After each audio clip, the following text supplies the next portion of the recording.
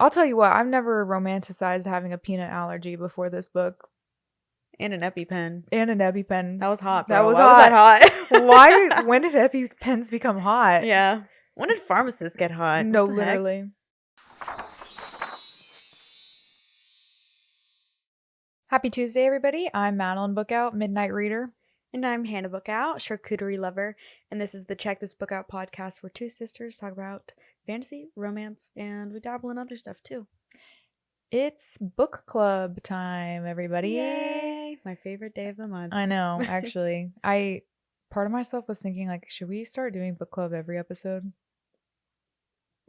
Let us know in the comments. Actually do. We are reviewing a romance this week, and it feels like it's been a while, but then at the same time, it's only been like a month and a half, so. What was our last one? The short stories, the romance short stories. February. Okay. Yeah. Yeah. But this month, our book club pick was The Night We Met by Abby Jimenez. Isn't she beautiful? Yeah, so we read that for the month of April. We're going to talk about it, dive into plot, characters, what else? Writing style. I was like, what else do we talk about? Some romance, if you will, relationships, and honestly, probably some heavy topics. Yeah.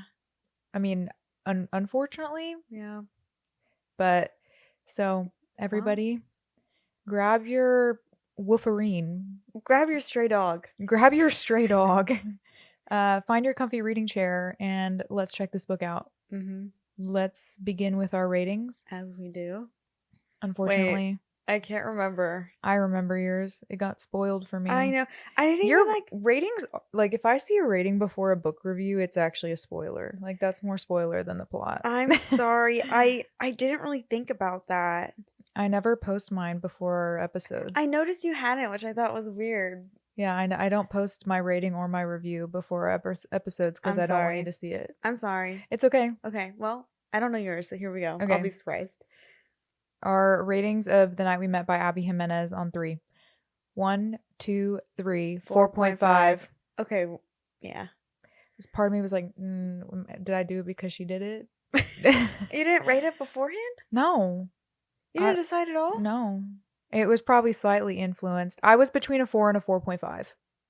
Okay. That's all you need to know. I'm confused why you didn't pick your own rating before. Because I was letting it ruminate. Okay. This is a book that required ruminating. That's true. Facts. That is true. That is true. And I even put it in our Fable book club after I read it. I was like, this book is still sitting with me a week later on my heart. On my heart. It's sitting on my heart. I can't breathe. I felt the same way. I had to sit on it for a few days. Yeah. So, yeah. That's why I hadn't rated it yet. But I wish I could have rated this book 5 stars. Me too. But in good conscience, I couldn't. Yeah, right? Because it was boring at first. Yeah, it was. That was honestly the only reason I docked half a star. Me too. Was because the beginning was so boring. The first, and I did the math, it was like 22%. Oh shit, yeah. It was a big chunk. It took a while for it to pick up. Yeah. But let's put it out there. Once it did pick up, I literally consumed the rest of that book in 3 hours. Like, so fast. That is why I'm a midnight reader this episode, is because I literally stayed up probably until 4 a.m. on a work night to finish this book. Yeah. I read it super quick. I think I read it in 2 days. Yeah. Which is very fast for me, as you guys know. But yeah. When you started your next book, I was like, oh my gosh, she's already finished. Yeah. So. Okay, well, before we get into spoiler territory, if you guys read Say You'll Remember Me, that was a book about Xavier, and this book is about another friend in the friend group, and his name is Christopher, if you will. It's also about another man in the friend group, Mike. So these two best friends, they live in Michigan, I think, right? And Mike has a girlfriend, and... Wait, is it Minnesota? Minnesota or Michigan? I always forget. Isn't it Minneapolis? I don't know. Oh, I'm gonna have to look it up. It doesn't matter. Where's Nadia Cakes? No, actually, though. That's where it is. They're all set in the same place. Anywho, Chris is Minnesota. asked to do some errands for Mike for Larissa, and they kind of spark a friendship, and things take a wild turn. Yeah. I think between these three people. I think it's easy to say and deduce that it is kind of love triangle-y. Yeah. But how you get from point A to point B is a wild ride. Wild. And it involves some like crushing, visceral, foul emotions. Yeah. Genuinely. Yeah. Let's get into it. Yeah, let's do it. Spoilers ahead. Oh, okay, go ahead. You look like you have something to say already. No, it's just, I don't know why I felt like I couldn't express my emotions fully until after we got past the spoiler warning. But, oh my gosh, this book had me distraught. Yes. The convoluted feelings. Mm-hmm. Like, at the end, I was so happy, but I also was so like, slimy. Oh, like, I don't know how to feel. Yeah. That's why I had to finish it in 4 hours, is because I had to know how it was going to happen. Yeah. And how the friends would react. Yes. And just, I had this sense of dread. Mm-hmm. Oh my gosh. And my stomach was just like twisting in knots the whole time. It's been so long since a book has actually made me feel sick. Yeah. I felt sick the whole time. Mm-hmm. It was crazy. It was crazy. I don't want to jump to the end, but since we're giving our general thoughts and feelings, tell me what you thought about the end. What specifically about the end? Just like how they went about telling everybody that they were together, how that came to be.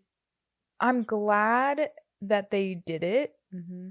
I was happy that it didn't totally destroy their relationships, but at the same time I thought they were being silly. But at the what I didn't realize until the very end was how small their community was. I thought that they lived in a big city, and so when they were saying like, this is gonna rock the entire friend group, this is gonna like rock the community that this happened, I was like, oh yeah, this had much bigger impact than I thought it would, like them potentially ostracizing themselves. And then I thought to myself, why don't you just freaking move? Yeah. What about you? What did you think about the end? I'm glad you brought that up, because that was kind of my same feelings, is that I think what was such an extra gut punch was them being so isolated and them being just like, it's just you and me. Yeah. And it's like, they were really going to do the rest of their lives like that? Yeah. No. And like, I'm happy for y'all, but also like, oh my gosh, is it worth it? Like, he doesn't have any family. She only has a mom, and her mom moved. Cuckoo, and she's not even here anymore. They have no friends. Like, literally none.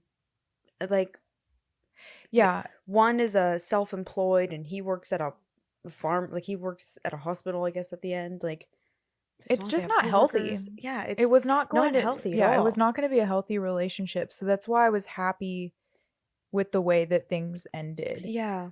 I'm like, you guys have to tell your friends, like, have to try to make it work. But I also was like, ain't no way in real life would this ever fly. Like, this would not slide at all. No. Which I'm like, I'm going to hold out hope that, like, yes, this worked out and this could happen in reality, which I hope it never would. Do you not think that the set of circumstances, though, like, make it somewhat realistic? Because of Mike? Yeah. Yeah, but it's still like, that's a line. And like, you can't cross it, or you shouldn't, you know? But but that's why this book is so emotionally confusing. I'm confused. Yeah. That's a great way to put it. Is this book confused the hell out of me. I don't know how I feel about cheating anymore. Yeah. I mean, jeez. Yeah. No, I'm just kidding. Cheating is bad. Cheating is bad. And you know what I couldn't help but think of is like, Abby Jimenez has done this before. Yes. This is a trope. I also thought about that. Yeah. If you guys have read The Friend Zone by Abby Jimenez, it's kind of the same. It's I don't know if this is a trope or not, but like it's the same format. Yeah. There is a girl who has a boyfriend. But They're her in a boyfriend, relationship her boyfriend is like overseas overseas, because he's military. right? So not present, not a great, Yeah. you know, it's not the relationship isn't perfect, you could say. Yeah. And there's another guy that comes along, and they end up getting to know each other a lot, and they end up falling in love, and she breaks up with the boyfriend before anything happens, but still, like, the emotions are brewing prior. Yeah.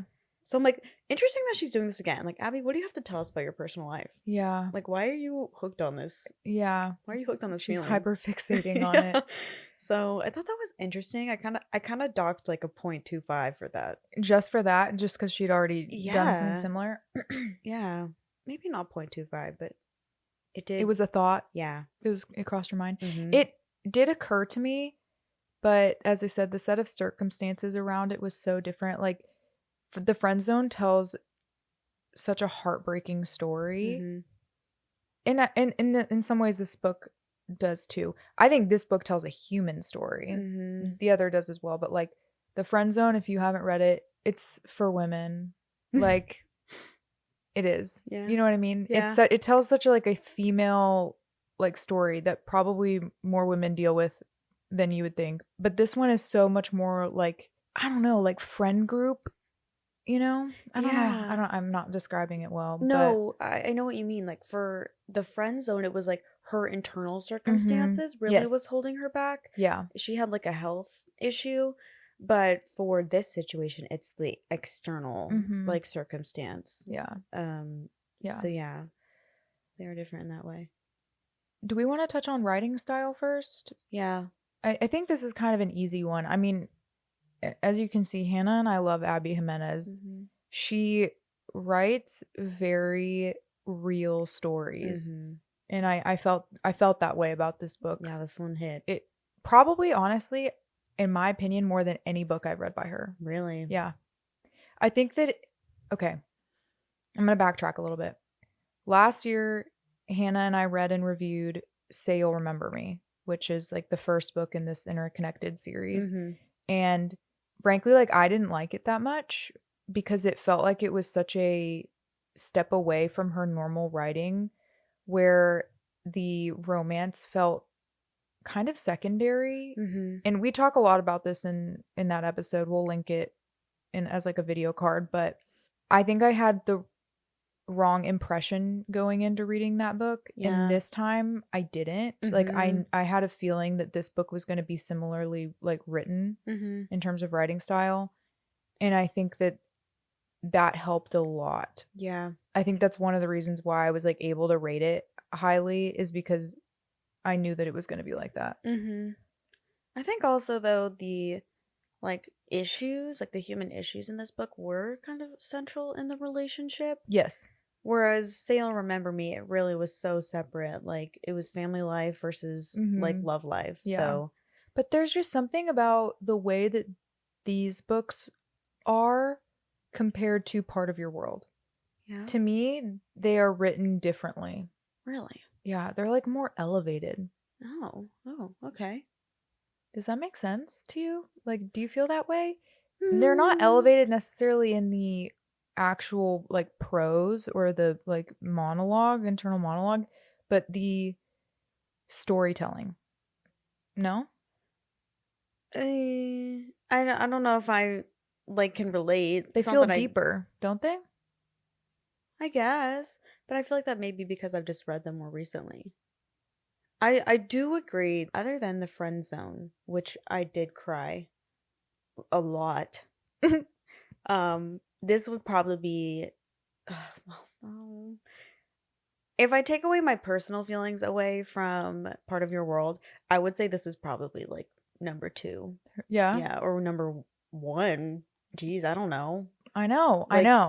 And like the emotional impact is definitely high. Yeah, on her list of books, like second place, third place, somewhere up there. So I guess I get what you're saying. Like, she just only gets better at writing like the traumas. Yeah, and it's the human this issues. the human stories. Like, Yeah.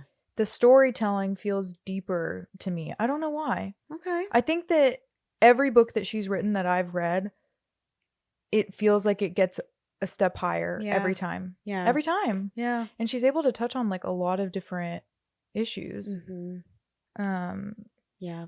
And I think for the most part, maybe not always the most realistic scenario, but realistic human issues that everyday people deal with. Yep. Say You'll Remember Me had probably some of my favorite quotes by Abby. Oh yeah. Yeah. For we sure. We be talking about that one quote in Say You'll Remember Yeah, Me. being a witness to somebody's life. Oh my gosh. It still hits. It's so good. But this one I don't feel like I highlighted anything. I did. Yeah. You want to read a couple of them? I think I was just so sucked into the story that it didn't even occur to me to like pull out my Kindle highlighter. That happens to me a lot. Okay. I felt privileged just to be able to talk to her whenever I wanted, to help her, to be useful to her in any way, to open a jar for her, pick something up at the store and bring it home, wash her coffee cup and put her clothes in the dryer. It's the way it's supposed to be with people you love, the unrelenting urge to take care of them, the pain and longing when you can't. Shut the fuck up. I know.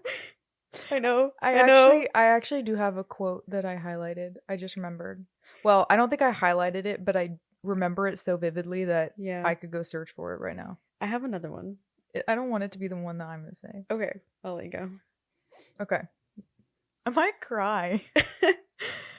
I thought I was going to have to watch you have a life with someone else, and that one day I was going to have to move on and do the same thing.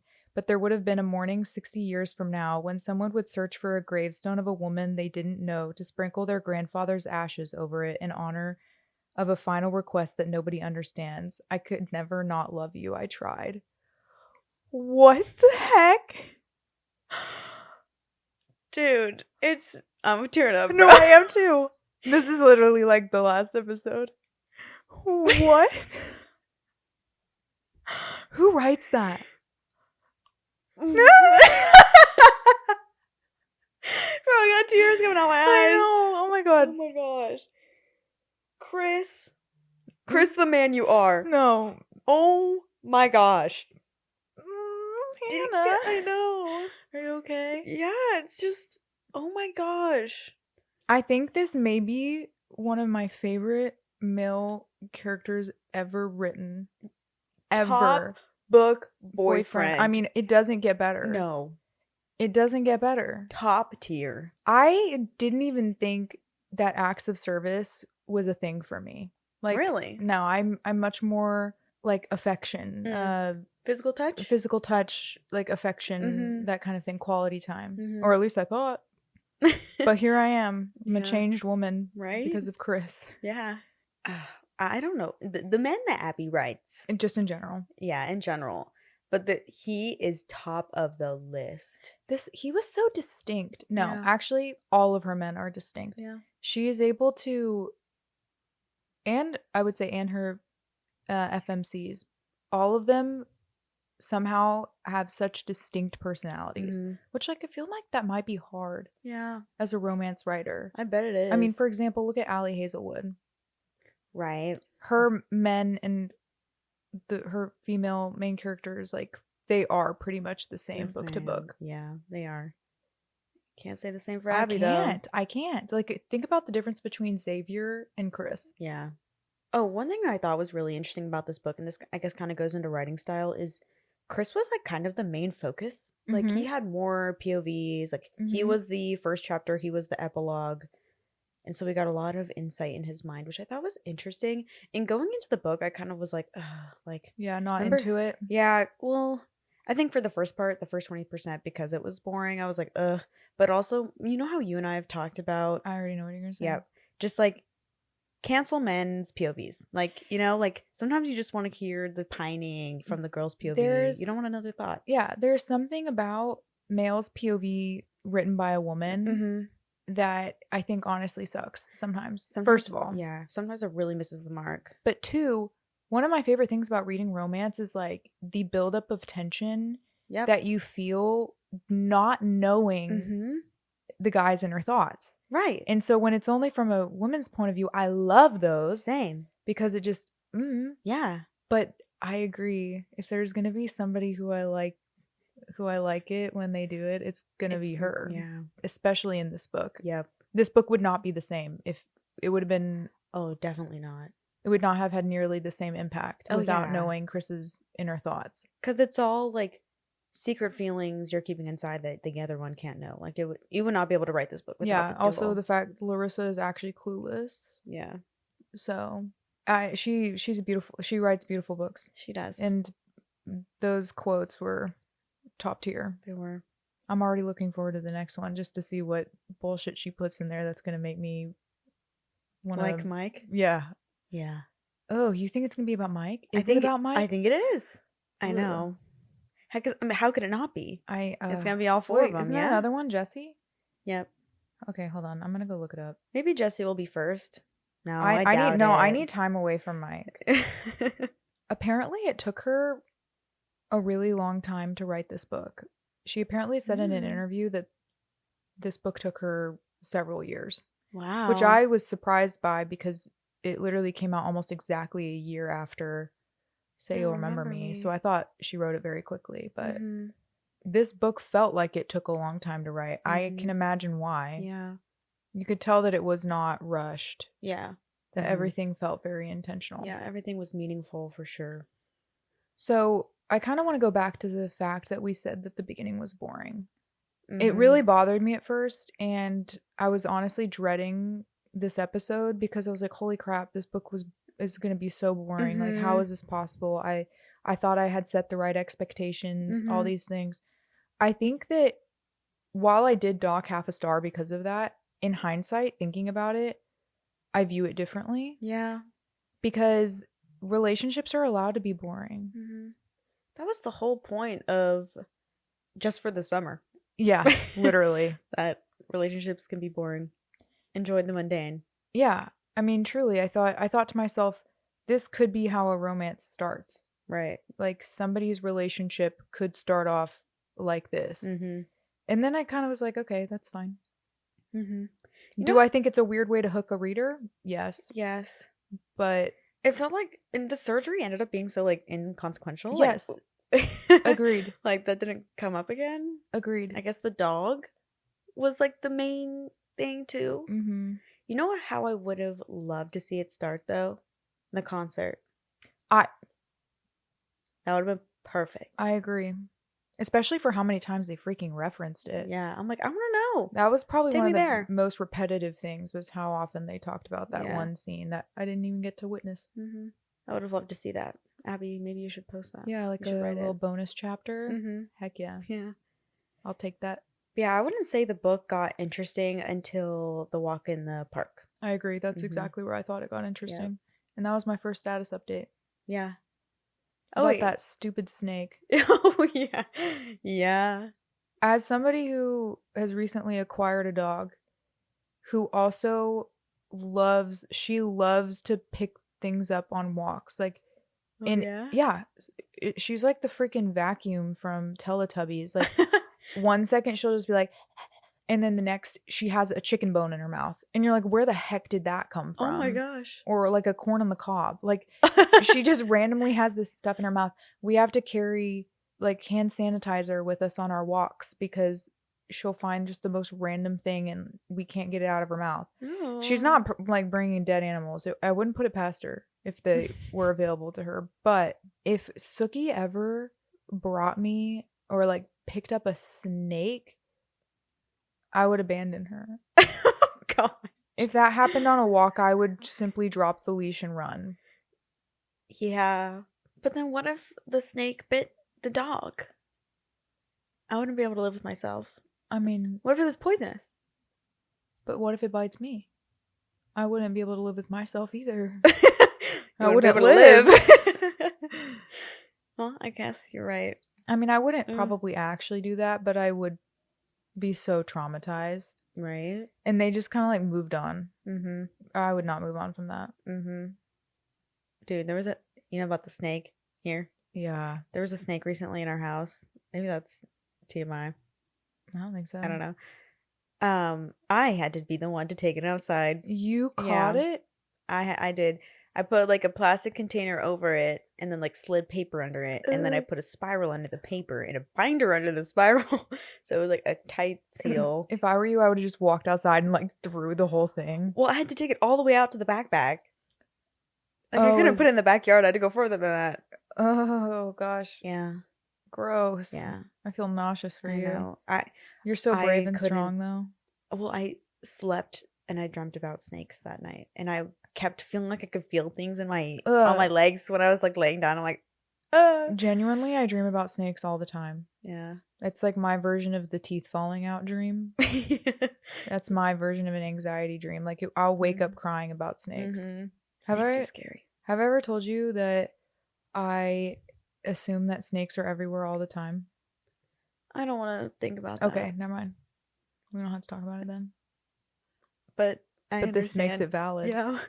So now my fear is real. Yeah. Talking about dogs, woofarine. That's a really unfortunate name. It was an awful name. Yeah. I would say that actually was almost negative 0.25 stars. I would say like negative point, like 0.1. Yeah, that was unfortunate. I don't even understand it. Like, where did it come from? Did they explain it? It was just so random. Yeah, it was random. She just decided. Yeah. Woofarine. Never. Yeah. But, I mean, the dog being... I liked the co-parenting. You did? I thought it was weird. You did? Yeah. Well, it was weird, obviously, because it's kind of like, why would you do that with your boyfriend's friend, you know? But it made sense. Like, their justification made sense. And invisible string, bro. Like, it just kept them tied all the time. Yeah, that's true. Their connection was deeper because of that dog. Yeah. And, like, how they talked about, like, every time she would come pick the dog up or drop them off, they just, like, talk in the doorway, like, all the time. Yeah. Yeah. Just, like, the little things. It would add up. It did add up. Yeah. It really did. To the point where I was like, this is getting absurd. Okay. I want to kind of start getting into, like, the emotions, which also involves plot. Yeah. From that first, like, migraine lie at the hospital, I knew something was up, right? Or you know, you sensed something was odd. Yeah. And then the second one, where I guess this is where we're gonna get into the alcoholism. That's where we're at. That's what's happening. Yeah. The second lie with the migraine, like at the park, I was like, dude, Chris, you're a bad friend. Oh, Chris. Yeah. Chris, you're a bad friend. For not going for to not Mike? calling him out on it. Oh, for not calling him out. Yeah. Yeah. Like, I know that that's a hard thing to do. And I understand that Chris had a lot going on himself and was probably struggling with feelings of, like, alcoholism in general because of his mom. Yeah. But I feel like a lot of things could have been avoided if Chris had earlier on told Mike that he needed help. Correct me if I'm wrong. Didn't he talk to him? So after the first migraine, he confronted him and was like, you were drunk. Like, I could tell that you were drunk on that phone call. And he was like, yeah, I know I had, like, a bad night and, like, I really appreciate you covering for me. And Chris was like, make it up to me by paying for her car repair. Yeah. So he confronted him at least once. Yeah. And then again after that, like, restaurant scene, I think, you know, he told him to go, like, get anxiety meds. But to me, there wasn't any follow through. I think the follow through was supposed to be like, pick up your meds at my pharmacy kind of thing. Let me help hold you accountable. Yeah, but that's kind of surface level. Yeah. That's not a conversation. Yeah. They definitely had one, but I do agree. There wasn't check-ins. Well, I think that he also should have gotten, like, Xavier and Jesse involved. Personally, I thought so. Yeah.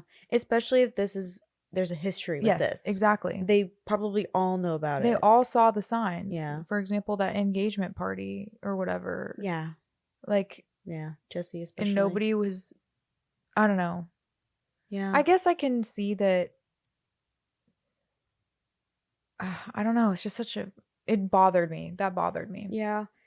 And of course, you're like, well, of course, like, how else would the book have turned out the way it did if it didn't go like that? But and I think these are the kinds of emotions that the book is supposed to be stirring up, you know? Like, he did feel his friend. Yeah. Yeah. And that's okay. Like, we're allowed to acknowledge that Chris fucked up. Yeah. He messed up. Yeah, he did.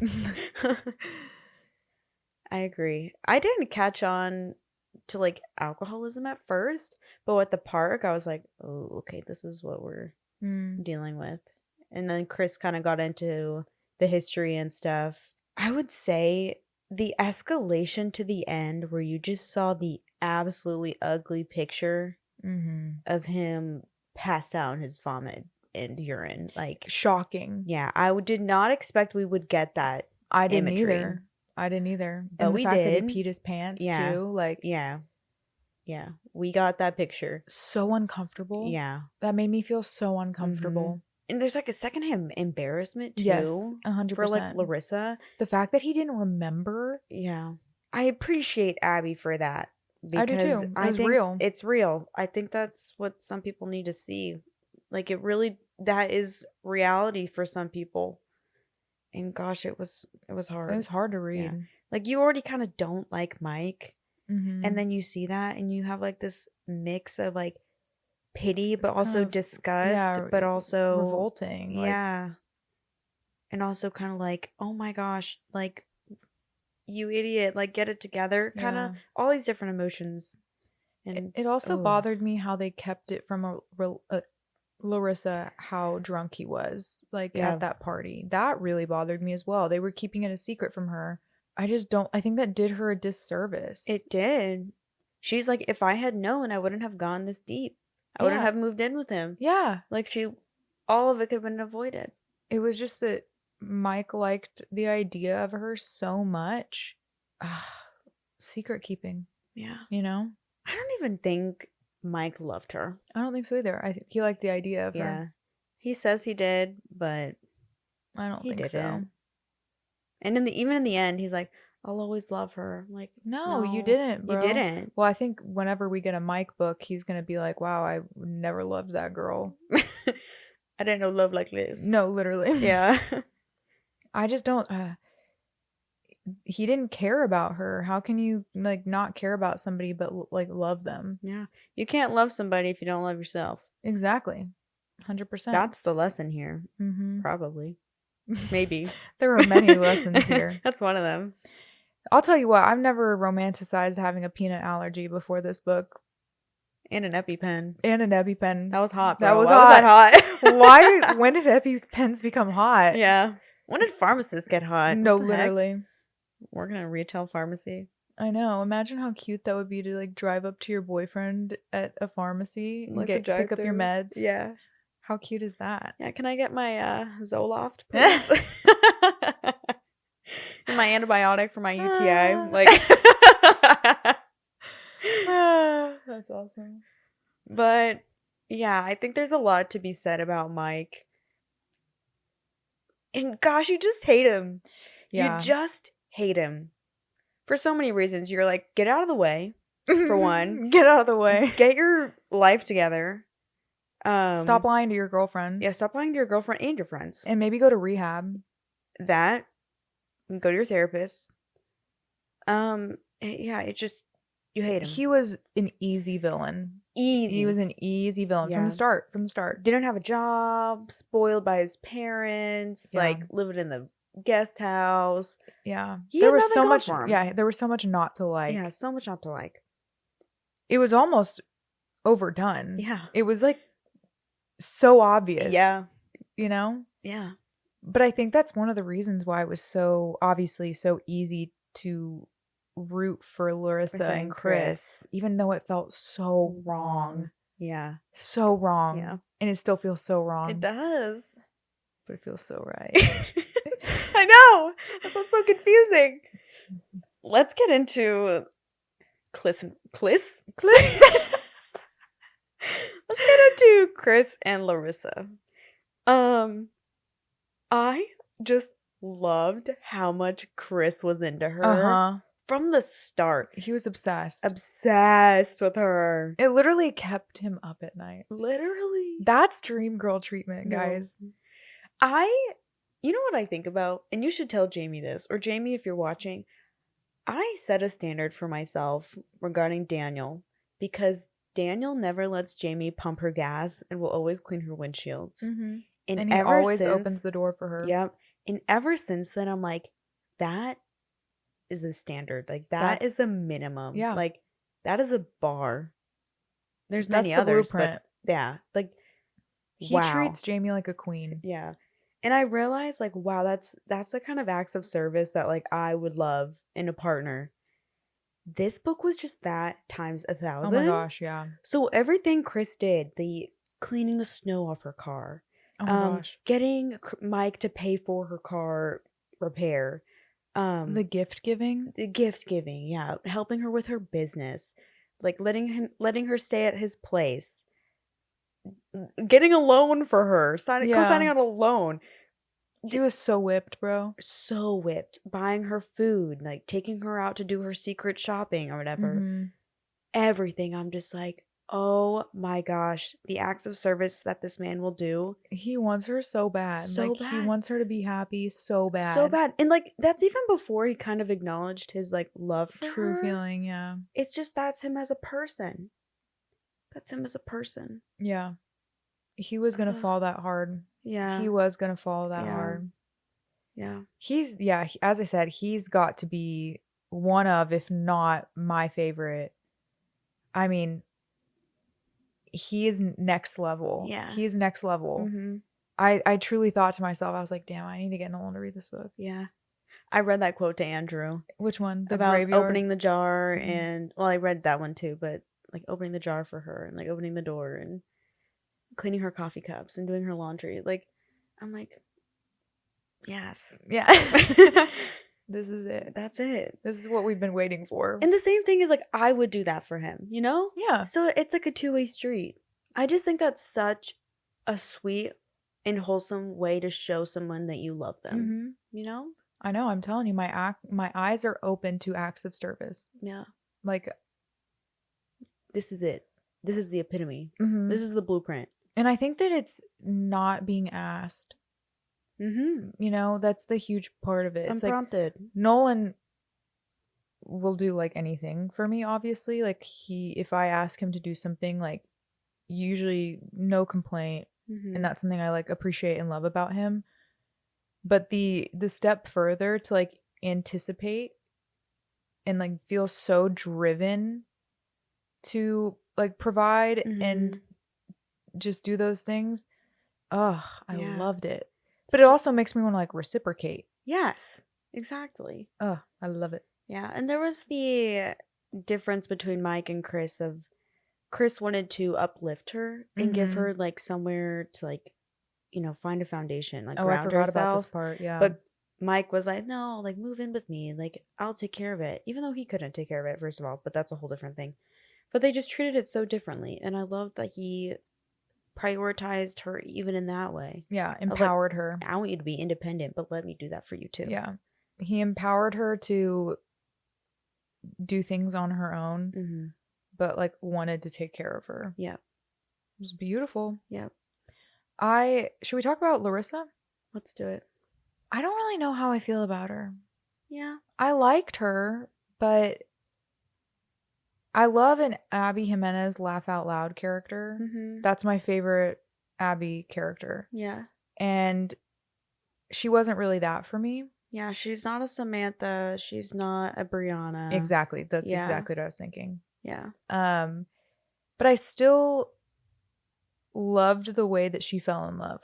I mean, one, I think that she had feelings for him, but just wasn't acknowledging it. But two, when everything was stripped away and like when you cut away everything, she realized like this is the man. Yeah. You know? And I actually kind of liked that. Because you get to see Chris pining the whole time. And she's like, this is my best friend. This is my best friend. Yeah. This is my best friend. Like he's awesome and I want to spend time with him. But she wasn't ignoring it. She wasn't ignoring that she was in love with him. She just didn't even realize. She didn't recognize it for what it was. Yeah. Not at all. She has a little bit of immaturity there. I agree. Also with just like, no, I don't really love Mike, even though we've been dating for like 6 months. Like, but we're just together, you know? I think that, but also being a very driven person, an independent person. Weird. It was a weird juxtaposition. Yes, which I'm not saying that can't happen. Like, it makes sense that, you know, you're so focused on one thing that you forget to look back at the other. But I thought that was interesting. I liked how much background Larissa had. I felt it's hard for Chris because his parents were dead and he just has his friends. But I didn't really feel like Chris had a background, like a past, you know? Yeah. You couldn't, like, put personality traits to him. But Larissa, you could. Easy. Yeah. You saw her whole home life. Yeah, you saw her mom, which her mom was a nutto. Yeah. You saw her at work. You saw her doing her little secret shops. Like, she was so unashamed, driven. Yeah. And I loved that. Very good character development on her side. Yeah. Yeah, you definitely got to see Chris in the now, but you got to see Larissa in the past, I think. Yeah. Larissa had growth. I think Chris, not like so much. He kind of was, he had a baseline that was already pretty elevated, you know? That's true. But in the end, obviously, there's some. But Larissa really had a she did have a trajectory. She did. So I agree. I don't know why this one scene sticks out to me so much that I feel the need to like get your opinion on it, because it was in reality it was such a small detail, but like it bothered me so much when Xavier told him off. Yeah. I was pissed. Yeah, me too. Maybe it was because I didn't want to hear. Yeah. I didn't want to hear it. But it made me so mad. I was like, Xavier, you're not a dog. Like, be a homie. And tell him it's okay. Yeah. But at the same time, like, that would be so not Xavier to not call him out on it. Right. I think that's when, like, us as a reader, you can always kind of be like, well, maybe Mike will be okay with it. Like, maybe if they get together, like, maybe they'll be fine. But Xavier calling him out on that, you're just like, okay, no, here's the situation. And it's just like the dread just kind of like explodes a little bit. Yeah. And then there's everything else that goes down at the cabin. That it just spirals, snowballs from there. And that's what I'm saying. This book, I could not put it down. Because what else am I supposed to do except keep reading after that blow up? Yeah. I mean, you think that, oh, him like getting drunk and, you know, passing out in his vomit and pee, like, that's gonna make the trip so awful. Yeah. And I was just like, that's the issue. That's it. That's the plot climax. And then it got so much worse. So much worse. Yeah. And then there was also that girl that Chris brought with him, and yeah, dude, that made me so sad. I know. He's like, I have to get over her. I have to get with somebody else. And you're like, oh, no. And how sad she is, and like how much she wants to talk with him when she gets in the car. I was like, oh my God. Yeah. Because I said, here's an opportunity for them to talk. Finally, yeah. And for Chris to be honest about, this is what's going on about Mike. And then they could have ended their relationship maybe in a calm way. Maybe Larissa would have had the chance to have an intervention with Chris and be like, in a better environment than when it happened at the cabin. But, you know. Yeah. I was devastated, like, but hated Mike for it, but loved Chris for it, that Mike kept forgetting about her peanut allergy. Right. I was like, that's one of the most important things to know about your girl. Like, but every time he went and cleaned out the cupboards, I was like, yeah, be still, my heart. And that one time when she was like, she realized what he had done. When Larissa was crying, I was crying. I felt everything she was feeling in that moment in the car, where she's like, I feel sick to my stomach. Yeah, because she even threw up. Yeah, she even threw up. I was sobbing with her. Not sobbing, but I was crying with her. I just like felt like I was in her shoes for some reason. Like, it was just so emotional. You were really leaning into the empathy. I was. I really was. It just was, again, it was just such an ugly picture. And then it just got worse and worse and worse. And Larissa was just like barely holding on the entire time. Yeah. So I don't know. I personally didn't cry that much this book. You should be shocked. I am shocked. I know that I cried at least once during that graveyard quote. Mm-hmm. I think that I cried when Chris was talking about his mom and kind of like telling that story. Mm-hmm. And I also think that I maybe cried a little bit when Mike and Chris had their reunion. Yeah. But Larissa didn't really make me cry. Really? I don't know why. I really felt for her. I did too. Then. But like her whole life just blew up, and like, yeah, she kind of turned a blind eye to some things, but like she doesn't deserve this. Yeah, I mean, I totally agree. Yeah. She got drawn into something super messy. Yeah. And which I think kind of tells another, like, there's another piece to this narrative that is about friend groups. I was just about to bring up this point. And friend groups that have been friends for a very long time. Mm-hmm. Childhood friend groups. Mm-hmm. And outgrowing your friends. Yep. Also, the weird dynamic, literally we were just talking about this. The weird dynamic that is having a close friend group and then one of the people in your circle starts dating somebody new and starts inviting them to things. Mm-hmm. And I felt for Larissa at I think it was in the summer that they went to the cabin, or like spring break or something. 4th of July. 4th of July, yeah. And the girls were like out on the water talking, and then Mike was just being belligerent, like super loud, yelling, jumping off. Embarrassing. I was just like, oh, that's such a shitty feeling. And it's a real feeling. It's a real feeling. Like, I've been there in that position, and I've also seen it happen to friends too, where you just see somebody's boyfriend or girlfriend like just being embarrassing, and you're just like, ooh, like not a good look. Not a good look. Not a good impression. And Mike was part of the foundational friend group, so it's not like he could leave. But Larissa, she's like, I'm embarrassed to be with him, even though these are his friends. Yeah, I'm embarrassed in front of his friends. people. Yeah. No, that was a slimy feeling. Yeah, it was. I mean, most feelings that involved Mike were slimy, but... Yeah, but that one, it just... Oh, gosh. Oof. She just evoked such visceral, strong emotions through that book. Yeah. As I said, more than I've experienced with... How did she do that? I don't know. It was like magic. It was like voodoo. Yeah. Tugging on my heartstrings the whole time. The empathy this book brought out in me. You saying that word, I'm like, yeah, that's exactly what this was. Yeah. And some were good feelings and some were bad. One thing I was thinking about to myself was I wonder if there was any way that Chris could have avoided this situation. Avoided what? Like falling in love with Larissa or Mike? Yeah. With Larissa. Because I do think that he could have avoided the stuff with Mike, right? Yeah. Bringing it up earlier, being transparent with Larissa, like, a part of me wonders if the reason why he didn't bring it up to Larissa at all was because he wanted Mike to fail. Yeah. Yeah.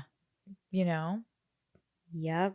Because if you think about it, Chris could have been honest with Larissa and been like, I think that you could help him get help if he knew that somebody who loved him and cared for him wanted him to be better. Yeah.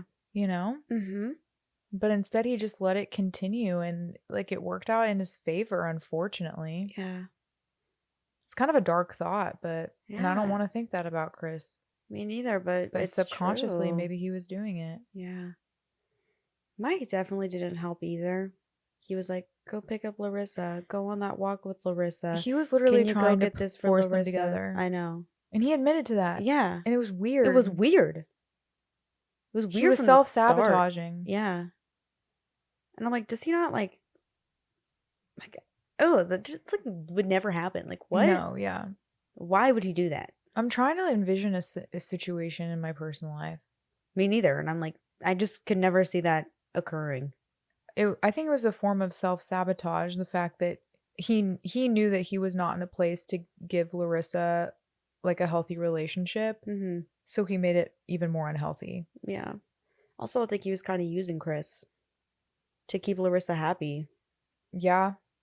He's like, I hey, mean, can you definitely. do the work for me, kind Yeah, of? definitely. Yeah, so. I mean, because Chris had set a standard that he would always pick up the pieces, he knew that Chris would do it. Yeah. And he got to reap the benefits, kind of. Yeah. Because he never had to deal with, like, Larissa's issues, No. quote, quote. Yeah. Mm-mm. You know, one scene that like really brought the secondhand embarrassment out of me was the restaurant scene where Larissa's mom like makes them go to that fancy ass restaurant. Ugh. Oh, that was that woman so bad. Ugh. It was just shot after shot. Mortifying. No, I could, if my mom did that. Oh my God. Oh my gosh. Yeah, no. Also, like, where did she get this notion that Mike was some like rich guy? Yeah. So crazy. And then the Netflix password or whatever. Yeah. Asking Chris for the Netflix password. Embarrassing. Mortifying. I'm surprised Larissa and her mom have a relationship at all. No, it started out so innocent in the car ride to the hospital, like her mom just kind of being a normal, embarrassing mom. But then those couple of instances, I was like, why do you live with this woman? Yeah. Or like, how do you like her? Yeah. And then she also just straight up abandoned you and basically forced you to move out. Yeah. So strange. So weird. It was very strange. Yeah. But Mike has a messed up mom too. That was messed up. That was messed up. Evil. That was evil. She's an evil woman. And illegal. I hope Mike never talks to her again. Yeah. Another scene that really stuck out to me, and because it was just so wholesome, was the car ride that they did to the cabin, just like them getting to know each other, him picking out a restaurant for her, like that kind of thing. What was your favorite scene in the whole entire book? Definitely when they were in the car by the billboard. She was doing like her secret... With the deer? Yes, the deer. That. But just like when they were talking prior to that. Yeah. When he like admitted like, you're beautiful. And like, yeah, if you had gone home with me, like maybe things would have been different. And that opened the can of worms. It did open a can of worms. Yeah. I think my favorite scene, my favorite chaotic scene was definitely with the EpiPen. Yeah. I mean, the whole winter cabin. Yeah, the whole winter cabin. Yeah. But my favorite acts of service or like heartwarming scene was the car. Yes. Shoveling the snow. Yeah. Because the fact that he woke up in the middle of the night and was like thinking about her driving to work after a snowstorm, that was perfect. Yep. And like wishing Mike would just freaking do it. Yes. Him just being like, oh my gosh, he'll do it. He'll do it. Yeah. And then just knowing that he wouldn't. Wanting Mike so much to be what Larissa needed. Yeah. Because he cared about Larissa that much. Yeah. Yeah, that was definitely my favorite part. What was your least favorite scene? That's hard to say. Least favorite? I mean... Maybe... Well... Go ahead. I was going to say the end... Yeah, we haven't talked much about the ending. Yeah, but it's not that I didn't like it, but it just doesn't sit well with me. Like... them living together and not having, like, had any sort of physical touch. I'm like, okay, this is fine, you know? But then Jesse comes over and... it stirs the pot, low-key. Stirs the pot, yeah. And just hearing Jesse say, like, everyone is, like, upset talking with about you. It, yeah. And no, everyone thinks that you are crossing a line, which is true. It is true. But it just, like, I started to really feel icky then. Like, I'm just, like, they're right. Well, I knew all along, but it's really, like, it's in your face. They were living a bubble until Jesse popped it. Right. Yeah. Thought maybe they could get away with it. just like as friends. Mm-hmm. But everyone knew that like this it was isn't more platonic anymore. Like you just punched Mike for this. Like that's how far it's gotten. Oh yeah, I feel like Chris did them a disservice by not, like, I know how angry he was, but if he had just reached out sooner and been like, I know that you guys probably already know this, but Larissa is staying with me. She has nowhere else to go. Like, Mike, she doesn't want to talk to you. I feel like that they could have avoided some stuff. No, really. Like, if you were gonna play it this way, and we all saw it coming. Yeah. If you were going to cross that line, and you did, at least cross it in a better way than they did. Yeah. You know? I don't get why he stopped talking to Jesse and Xavier. I don't know why he stopped talking to Xavier. Like, was he embarrassed? I can't quite, like, was that why? I thought he was just I think mad. that he knew that Xavier was gonna not. He knew what Xavier was gonna say, and he didn't like it. He didn't want to hear it. Yeah, he didn't want to hear it. That's what it was. Jesse, I don't really know. Jesse was a little bit of an interesting character in the sense that you don't know much about him, but he also seems so surface level. Yeah, but he also like had a part to play. I think maybe another element of it was that he knew he'd have to let Mike go as a friend, so he just was like, "I'm gonna just let everybody go," because he didn't want to like do that to them. He didn't want to put them in that position, right? Which, fair enough. I mean, they enough. weren't going to choose your side either way, and I think that maybe having confirmation of that was going to be really hurtful. Yeah, you know, he knew that would hurt, so he just avoided it in general. Yeah, Larissa, I feel like, could have encouraged him to choose a better path, but she was isolationist too. Yeah, that's true. Everything on from that point of when they were living together, kind of a blur for me. For you? It's not the best ending of the book, and I don't know if that's because of all my convoluted feelings or because it was just kind of like bland, maybe? Yeah. They're just like in a house, you know, she's starting her business or whatever. No, Still it was underwhelming a little bit. Yeah, just underwhelming. And again, you have to live with the fact, like, yeah, they have no friends, no family. They are just by themselves, going to the grocery store. Like, you're kind of like, is this really the life they're gonna live? She paints that picture for you. Like, this is what their future looks like. Yeah. Going to the grocery store by themselves, and then not holding hands. And then they went on that trip for his 30th birthday, I think it was. And they enjoyed themselves. I was like, this could be your life. You could go make another life for yourself. And yeah, you would have to leave like most of the things that you know, but if this is what you want and you've chosen it and you've committed to it and there's no going back, like, maybe don't be miserable. Yeah. But I guess with Mike, them kind of reconciling a little bit, you obviously see which direction it's going. I personally think that everything's going to be fine. Yeah, eventually. That's the vibe that it gives, is that there's going to be a lot of healing that needs to happen on Mike's side, on Larissa's side. And I don't know if they'll ever be best friends, but I think that Larissa and Chris are going to be able to have a normal relationship. I think so too. And you got a little bit of a sneak peek at the end there, but still, it just feels what? The epilogue.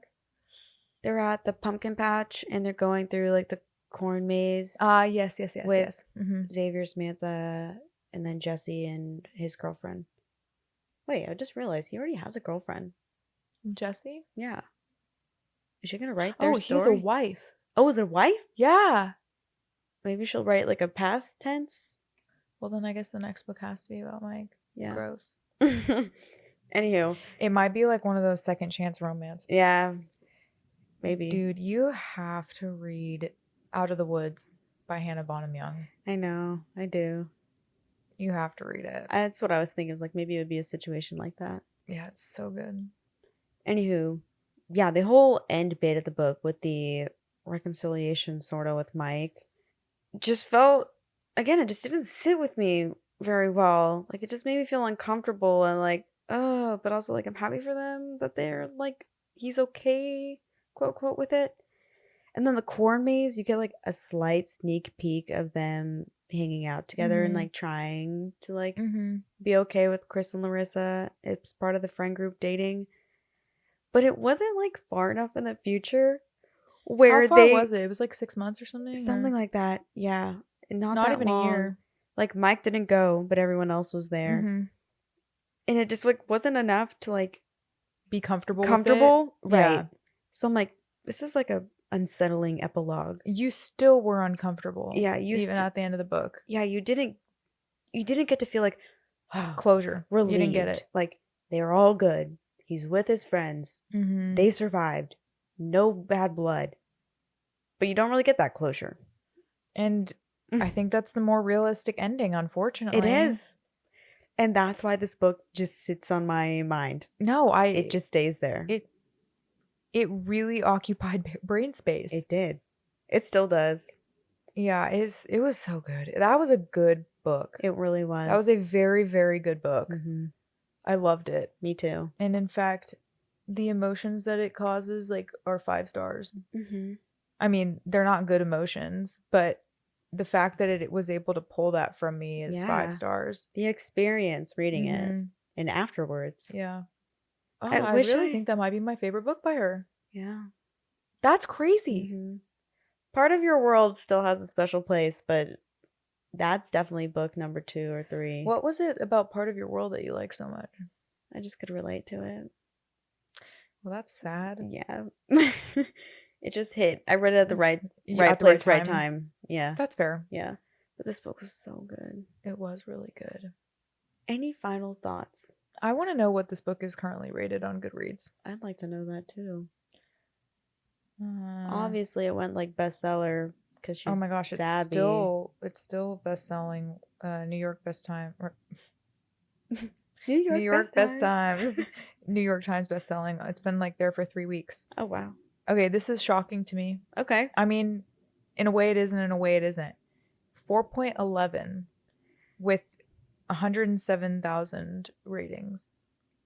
What's the average for 4, 5, 3, 2, 1? Almost the same amount of 5 and 4 stars. So, okay. I mean, I'll just show it to you. Which is interesting.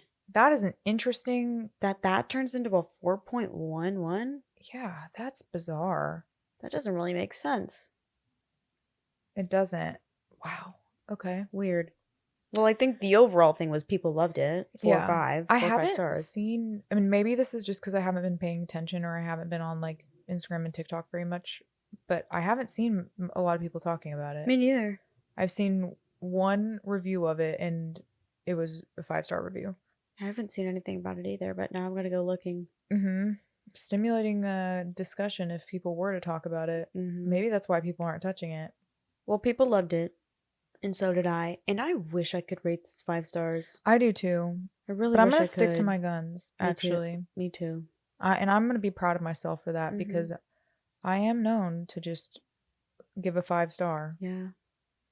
It's like, I kind of want to give it 5 stars on Goodreads because, like, I think round up. I think I will, personally. Yeah. I think it deserves it. I think it does too. I need to help the numbers. Is that crazy? Is that crazy to say it's my favorite book by Abby Jimenez, but then not give it 5 stars?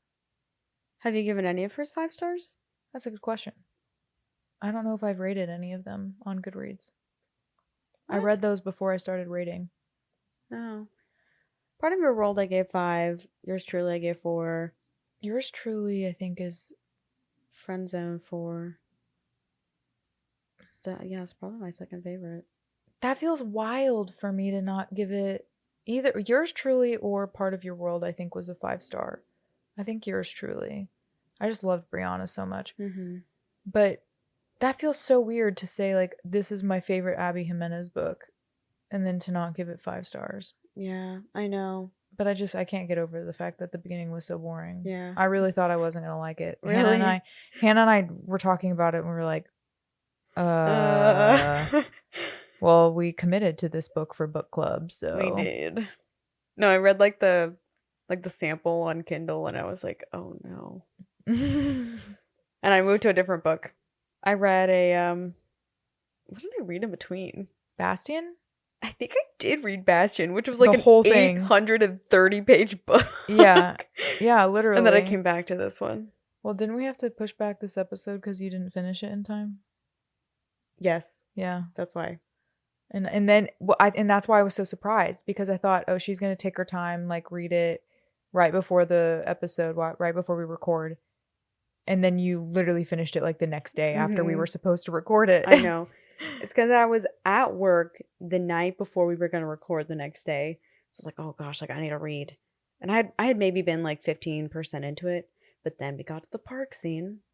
And I was like, okay, I'm now hooked. I'm devouring. I'm in. Mm-hmm. Yeah. So it turned quickly. I don't really have anything else to say Me about neither. this book except for two things. Okay. Even if it's about Mike, the next book, I'm so excited for it. Mm-hmm. And two, I really want to go see Abby on a book tour. Yeah. Because I just do. Yeah. I idolize her now. Me too. But that's all I have to say about this book, guys. I mean, it was incredible. It was incredible. We hope you guys liked it as well. Let us know what you thought. You can join our book club on Fable, where we left little status updates throughout the chapters, left our reviews. Just join also for next book club also. Speaking of next book club, May, we are reading Metal Slinger by Rachel Schneider. Mm-hmm. And we're going to have a surprise guest. Yes. A romantasy lover and one of our very good friends.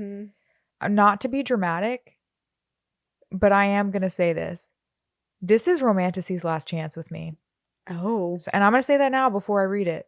And I may take it back. I'm allowed to take it back. But I'm so serious. Like it's Book Talk's Romantasy Rex last chance. People love this on Book Talk, which is one of the reasons why we're reading it, is to see if it lives up to the hype. But like, and the second book, Lightbringer or something? Lightbringer? Or is that the new? That sounds like the new Pierce Brown. Wait, that's Pierce Brown. It is Light something. Yeah. Regardless, that comes out in June, so it's kind of like two reasons. I'm getting sick of it. Yeah. And you know what's funny is some girl commented on our TikTok and she said it was the post that was like unfinished series that we might DNF, and she was like, based on this post, I think that you don't like romantasy. And I was like, oh, she may be onto something. I think that you and I grew up in the era of good romantasy. Mm-hmm. Like we grew up on ACOTAR. Like we grew up on Onyx by Jennifer Armentrout. We grew up on all those good stuff. Good, like Sweet Evil. Yeah. We grew up good on paranormal, like romances. Yeah. So yeah, the romantasy of today is disappointing. I would say so as well. Doesn't mean we don't like the genre though. I want to put this out there. Bring back werewolves, bro. I've been craving a werewolf book like it's my freaking job. Yeah. And I was thinking to myself, the best one that I've read recently, and I say best because it's not, well, I say best, but it's not really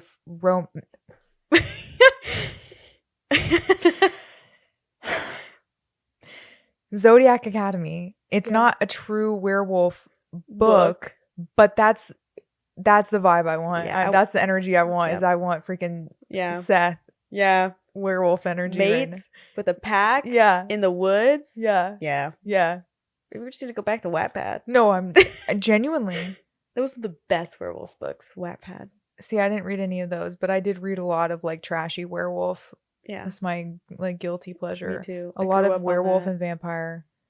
I read so many vampire books. Yeah. But yeah, anyways, that's just a random thought. And I don't want like a Carissa Broadbent vampire. Like, no, like I want something old.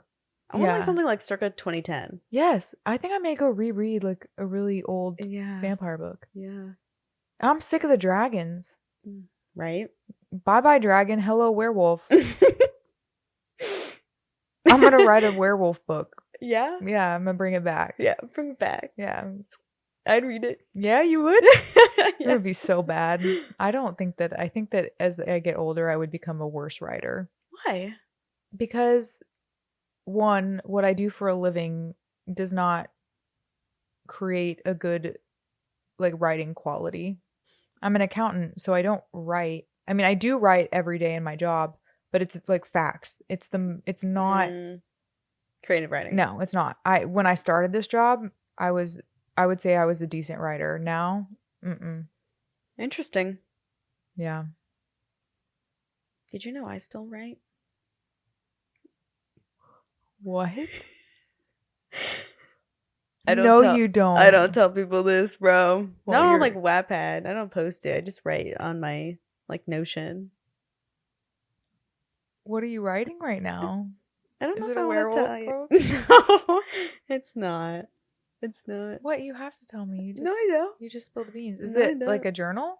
No, It's not your diary? no. It's like a fantasy book. What? Are you serious? Yeah. Are you ever going to do anything about it? Maybe one day. But it's kind of like you said, I don't really have a lot of like creative inspiration in my life. I kind of just write it. I feel like if you are writing, then you do have creative inspiration. I started this book, I think, in 2023. So you best believe the inspiration doesn't come fast. So how far are you into it? And do you outline your thoughts, or you just been going for it? I'd say I have the whole outline, but I probably only have like 3 chapters written. Oh, okay. That's the thing. So you have like all the ideas, but you haven't actually written it. Yeah. Okay, I fully support this dream. Yeah. I want you to be done with it in a year. In a year? Yeah. That'd be so hard. Well, I don't have that enough time. I don't have time to go in a cabin in the woods. 2 years then. I think you could do it. I could try. Wow, I can't believe this. This is awesome. Yeah. I've always wanted to publish a book. Always. Yeah, I mean, Always I been a remember you dream. used to be writing. Yeah, all the time. I would rather consume than produce. Yeah, you're one of those. Yeah. I mean, especially at this point where I feel like there just aren't any original ideas and everybody thinks that they're an author. I would hate to turn into the story that I don't like. I think you should do it. I would love to. I'll be your editor. Yeah. I've thought about like asking Colby too. Oh, he would do it. I don't know if I want him to read like everything. Oh. Okay. I read it. Why wouldn't I write it? I agree. Right? I agree. I think you should. If you had to be the author of any book, what would you be? Like pick a book? Yeah, if say, you had to I wish pick I a wrote book that? yeah, exactly. A book that you wish you had written. I have mine. Okay, you want to go first? No, I want to hear what you have to say. Oh gosh. It would definitely be like an epic fantasy. Jeez, that's hard. For some reason, like anything in Throne of Glass isn't like I wouldn't pick it. I don't know why. I wouldn't either. Oh, you want to hear mine? Yes. Blood Over Brighthaven. Yeah. I would feel so cool if I wrote that. The creativity of that book is unmatched for sure. Yeah. Dude, I don't know. That's a really hard question. I'm even looking here. Like, shit, maybe Percy Jackson, bro. Heck yeah. Yeah, that's like a generational, like, phenomenon. Yeah. Yeah. That's a good one. I think that's quite unique too. Demigods. Yeah, camp. I think so. I've never read anything else like it since. Yeah. Which is incredible. Yeah. Oh, that was good. I need to reread those someday. I do too. Anywho, that's a wrap. Yeah, that's a wrap. This was a good book club, guys. Yeah. Hope you liked it too. We really love Abby Jimenez here. She knows how to invoke feeling in me. Right, it's a really good story. Yep. But yeah, we will see you in a couple weeks. And we will see you in May for Metal Slinger. I'm Madeline Bookout. And I'm Hannah Bookout. And like Madeline said, join us 2 weeks from now for another episode. But in the meantime, follow us on TikTok and Instagram at Check This Book Out Pod. Join our book club on Fable, which is linked in our link tree. And yeah, hope you love this book. See you later. Adios. Bye.